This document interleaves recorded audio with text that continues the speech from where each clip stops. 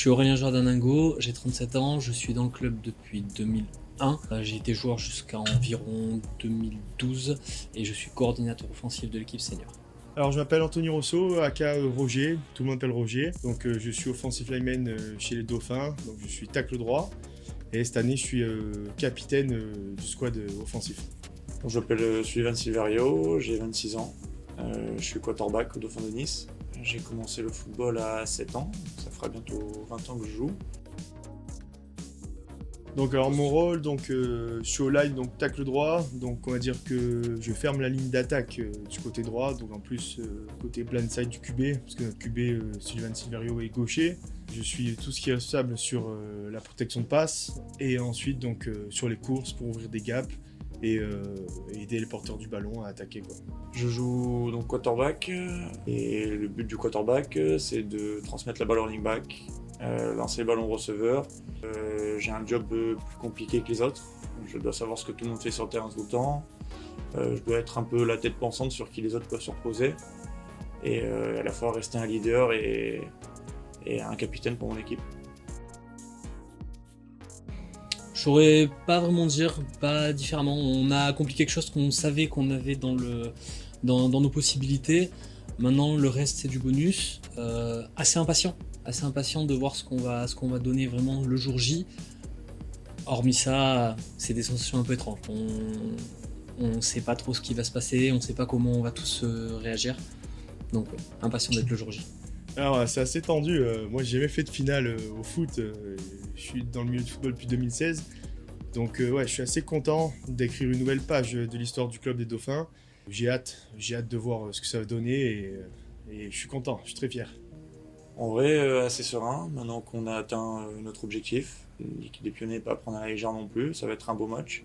J'ai hâte, ça va rappeler les matchs en élite. De la même manière que tous les autres matchs, en regardant la vidéo, en regardant ce à quoi on va se confronter, il n'y a pas de méthode miracle le jour de la finale qui sortira et toujours en se posant la question jusqu'au dernier moment, est-ce que j'ai pas oublié quelque chose?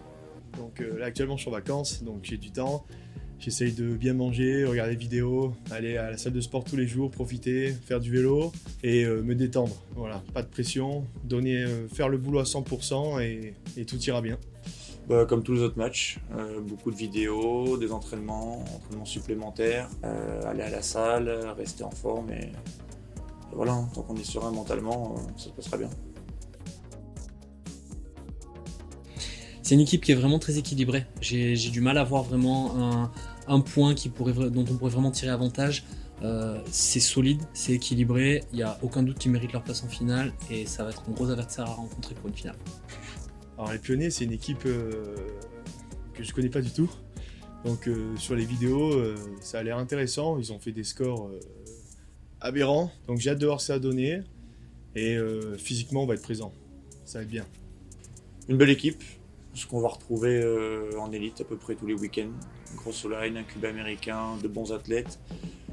Je pense que ça va être un match disputé. Si on prend le dessus physiquement, ça devrait bien se passer normalement.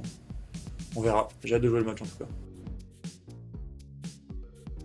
J'ai pas vraiment d'objectif à l'heure actuelle, je pense que les objectifs au niveau, pour un coordinateur, pour un coach en général, les objectifs ils se traduisent plus par l'effectif. À mon niveau, ce serait de permettre encore au groupe de progresser et d'être à niveau face à ce qu'on va rencontrer, coach à coach. Après, ça se traduira pas par quelque chose en particulier. Ce que j'aimerais vraiment, si je devais vraiment fixer un objectif, ce serait qu'on soit capable de gagner des matchs plus offensifs. Cette année, c'est vraiment la défense qui nous a rendu service en nous permettant d'arriver où on en est. Je voudrais que l'année prochaine, le succès vienne avant tout de l'attaque. Alors, la saison prochaine, ça va être un gros challenge pour moi parce que j'ai jamais joué en élite. Donc, moi, je suis arrivé après la finale élite, donc en 2016-2017, quand on est descendu en D2. Donc, j'étais pas titulaire, j'étais remplaçant. Donc ça va être un challenge pour moi physiquement. J'ai hâte aussi de voir cette saison, ça va être très intéressant. Performer à mon poste, être bon même au meilleur niveau français, continuer à aller à la salle, à m'entraîner. J'aimerais bien pouvoir finir dans le top 5 des meilleurs QB de première division. Et voilà, juste prouver que pas besoin d'avoir un américain pour performer en élite, juste pouvoir jouer avec ses playmakers en français et faire avec.